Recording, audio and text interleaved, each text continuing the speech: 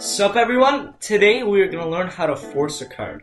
So forcing a card is one of the most important moves and skills you can learn when doing card magic. It enables you to do like so many different types of tricks, and it's just a really big help. And there's a whole bunch of different types of ways to force a card, but I'm going to teach you the ones that are the easiest as well as look the best. So let's get into that. So starting off, let's get into the Riffle force. So let's say I want to force the 8 of clubs. So could I just tell you to stop whenever you want, right here? Okay, so and that's your card right there. So what's going on here? Well, let's say you want to force a card, and it's the 2 of clubs, and you're using the Riffle force. What you're going to do is you're going to have the 2 of clubs, in this case, lost in the middle of the deck, lost, because you're secretly holding a break. What's going to happen is you're going to do a simple riffle down the cards, and it doesn't really matter where they stop, because you're holding the break and you know where it is the entire time. Because basically what's going on is, no matter where they stop, you're just going to pick up at that break. But the way you do it is what makes it look deceiving. You're going to riffle, you're going to tell them to stop whenever they want. Let's say here. What I do, and this is an easier method on how to make it look deceiving, you're going to tilt, because clearly they didn't stop at the break, because that's where they stopped is right there. And where the 2 of clubs is, the one we're forcing, is right there. What you're going to do is, you're going to tilt your hand down a bit. So the deck is sort of top card up to their eyes. So they can't really see the edge, they only see really the top card. And all you're going to do is, you're going to pick up at where the force card is. Because in quick motion, you might think like, oh, they're going to pick up on that. But in quick motion, it looks like this. So tell me to stop, right there. And I switched out. And I was stopping above the break there. If I just stop below, it still looks deceiving. So you can say, tell me to stop, right there. So I stopped there while the break is there. But even if you do it there, it still looks deceiving. Oh, the main point is that you gotta really tilt the deck down so they don't really know how much you're cutting off. So this is what it looks like one more time, fast motion. So tell me to stop, right there. And then force it. And something else you can do that makes it a bit harder. It's not too hard, but it's a subtlety.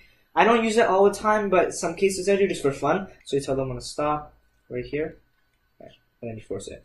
And all I really was doing is I was placing my finger in, so my middle finger, as if I was going to grab off the packet, but then right before I grab it off, I pull off both. So the 2 of clubs is right there. It's just a subtlety. It's not too important. I think that no matter which variation you use, it looks just as good. If you want to make it look a bit deceiving by using the middle finger and sticking the cards and pulling it up, you can do whatever you want with that. I just think it's a little unnecessary. It might confuse you and you might pull up not where the force card is and it might ruin your trick. But I think both ways are cool and you can pick whichever one you want. So that's the Riffle force. Let's now get into the Hindu force. So the Hindu force looks something like this. So let's say we're forcing the Jack of Spades. So you can ask the spectator to tell me when to stop, right here, and you force it. So the way to describe this force is just basically a whole lot of nothing. So you're going to start off, let's say the force card is the 4 of clubs, and it's going to start off on the bottom of the deck. What you're going to do is you're going to hold the deck before the right hand comes in this squished sort of mechanics grip. Because usually when you hold mechanics grip, the 3 fingers are just aligned all along the deck. But what you're going to do is you're just going to squish them like that, up to the corners.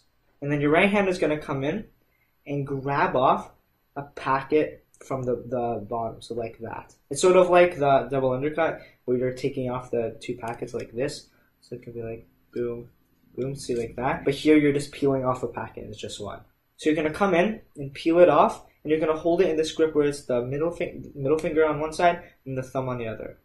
And what you're going to do is, you're going to come back in, your left hand is just going to go back into a relaxed mechanics grip, and you're just going to start peeling off cards with your middle finger and your thumb from the top. And if you do this quick enough, it looks like you're just grabbing cards right wherever you want from the deck. But you're just grabbing from the top, keeping the bottom card safe, which is the force card. And once the spectator says stop, all you do is shine the bottom card. Because no matter how many times you do it, it's not affecting it unless like you finish it off. But I've never seen anyone who actually does that. So let's say the force card in this case now is a Queen of Diamonds. You come in, squished, grab, relax, and you just keep grabbing, and it doesn't affect the bottom card at all, which is the force card. You say stop there, and you just shine the bottom card. It's saying that that's their card. So that's the Hindu force. So I'm going to show you guys one more force. I think personally it's one of the hardest forces to ever master. Not because the handling and the moves are hard, but just getting it right every time is super hard. And it's called the classic force.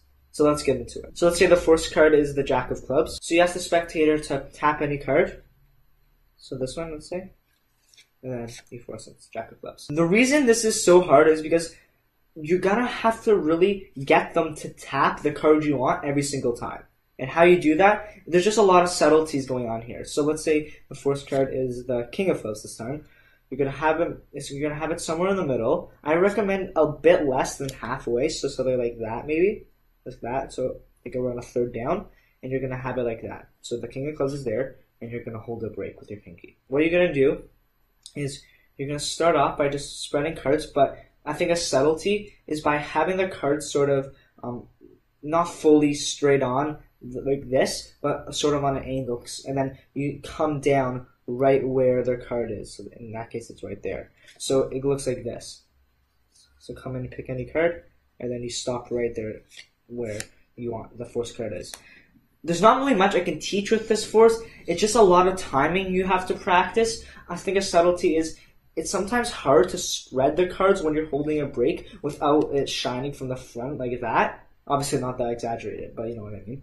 So I think something you can do is, instead of holding a break, you can sort of side jog the card, the packet on top, like that, because that makes it easier to spread, whilst doing a move where you come from the top and eventually stop where the selected card is, or the force card. So I know that's a little hard to explain. There's a lot of tutorials out there that solely explain what the classic force is. There's been a lot of handlings done on it, and if you want to check it out, you can go ahead. But those are the three forces, so the Riffle force, the Hindu force, and the classic force. Okay everyone, that's my video on how to do card forces. I think those are the three main ones in card magic that are used today, especially the Riffle force.